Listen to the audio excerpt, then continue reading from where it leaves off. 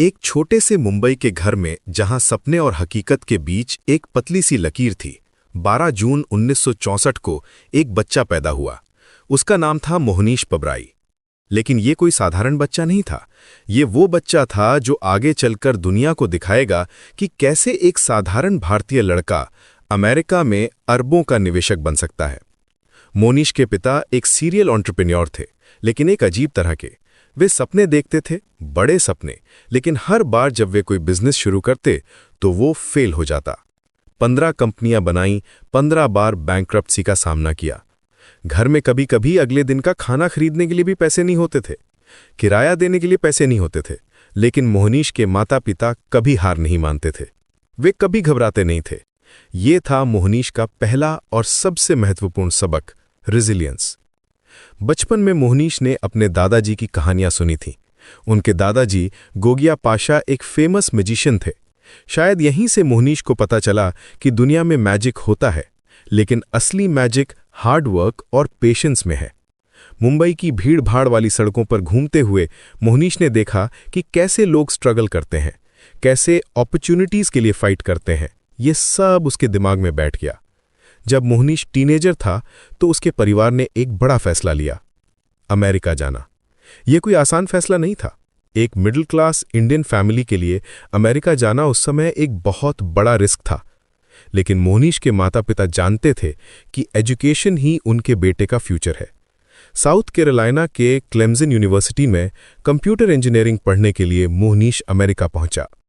College में एक दिन मोहनीश ने इन्वेस्टमेंट की एक क्लास ली। प्रोफेसर ने जो भी पढ़ाया मोहनीश को वो बहुत आसान लगा। वो क्लास में टॉप पर आया, इतना आगे कि प्रोफेसर ने कहा, तुम्हें इन्वेस्टिंग में जाना चाहिए। लेकिन मोहनीश ने देखा कि फाइनेंस के स्टूडेंट्स कितने एवरेज थे, तो उसने सोचा, मैं इन लूजर्स के साथ क्यों काम करूं। ये था मोहनीश का कॉन्फिडेंस, लेकिन साथ ही एक गलत अजम्पशन भी। कॉलेज के बाद मोहनीश ने टेलैब्स में जॉब की। ये एक अच्छी कंपनी थी, अच्छी सैलरी थी, लेकिन मोहनीश का दिल कहीं और था। उसके अंदर एंटरप्रेन्योरशिप का खून था, अपने पिता से मिला हुआ।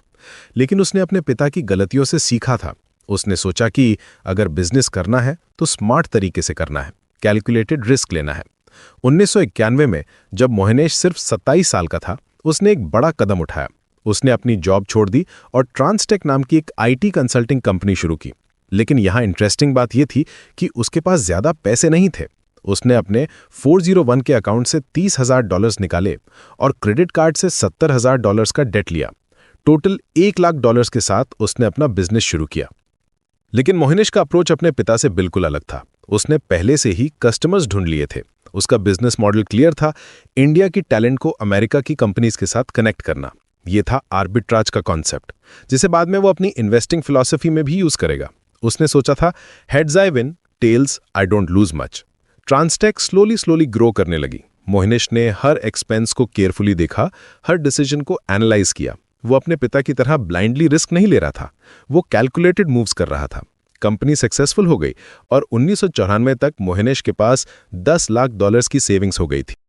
यहां आता है मोहनीश की लाइफ का टर्निंग पॉइंट। 1994 में हीथ्रो एयरपोर्ट पर टाइम पास करते हुए उसने एक मैगजीन में वॉरेन बफेट के बारे में पढ़ा। जब उसने पढ़ा कि बफेट ने 44 सालों में 31% एनुअल रिटर्न्स दिए हैं, तो वो शॉक्ड रह गया।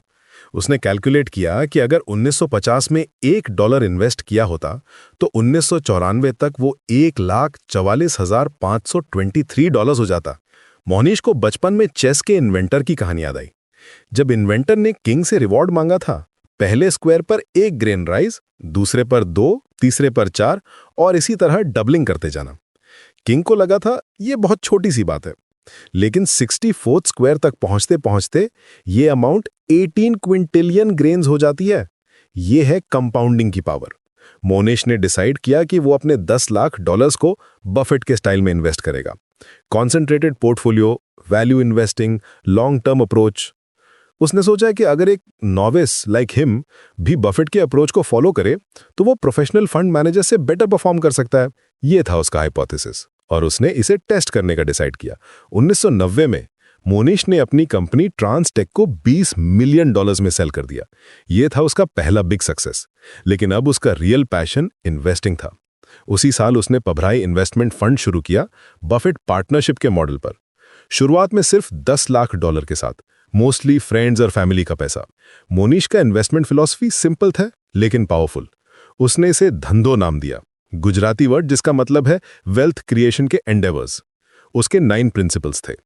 एग्जिस्टिंग बिजनेसेस में इन्वेस्ट करना, सिंपल बिजनेसेस चूज करना, डिस्ट्रेस्ड इंडस्ट्रीज में अपॉर्चुनिटीज ढूंढना, ड्यूरेबल मोड्स वाली कंपनीज लेना, फ्यू बेट्स लेकिन बिग बेट्स लेना, आर्बिट्राज पे फोकस करना, हमेशा मार्जिन ऑफ सेफ्टी रखना, low risk high uncertainty businesses में इन्वेस्ट करना और इनोवेटर्स के बजाय कॉपी कैट्स में इन्वेस्ट करना। ये अप्रोच काम किया। पभराई इन्वेस्टमेंट फंड्स ने इनक्रेडिबल रिटर्न्स दिए।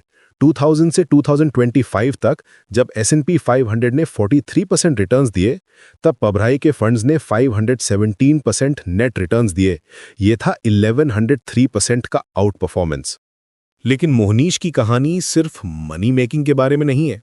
2005 में उसने और उसकी वाइफ हरीना ने दक्षिणा फाउंडेशन शुरू किया। इसका गोल था इंडिया के गरीब लेकिन टैलेंटेड स्टूडेंट्स को IIT एंट्रेंस एग्जाम के लिए कोचिंग देना। मोहनीश चाहता था कि वो अपनी वेल्थ को सोसाइटी को वापस दे दे, बफेट की तरह। आज मोहनीश पबराई $1 बिलियन से ज्यादा एसेट्स मैनेज करता है। उसकी नेटवर्थ 1417 करोड़ रुपीस है। लेकिन वो अभी भी वही सिंपल अप्रोच फॉलो करता है जो उसने बचपन में सीखा था: पेशेंस, डिसिप्लिन और कैलकुलेटेड रिस्क टेकिंग। मोहनीश की कहानी हमें सिखाती है कि सक्सेस का कोई शॉर्टकट नहीं है। उसने अपने पिता की फेलियर से सीखा, अपनी मिस्टेक से सीखा और दूसरे सक्सेसफुल इन्वेस्टर्स से सीखा। उसने क्लोनिंग का कंसेप्ट डेवलप किया, सक्सेसफुल इन्वेस्टर्स की स्ट्रैटेजीज को स्टडी करना और उन्हें अपने कंटेक्स्ट में अप्लाई करना। आज भी मोहनीश कहता है, you don't make money when you buy stocks, you don't make money when you sell stocks, you make money by waiting. यह है पेशेंस की पावर, यह है कंपाउंडिंग की मैजिक और यह है एक ऑर्डिनरी मुंबई बॉय की एक्स्ट्रा ऑर्डिनरी जर्नी जो दिखाती है कि सही अप्रोच और पेशेंस के साथ कोई भी अपने ड्रीम्स अचीव कर सकता है।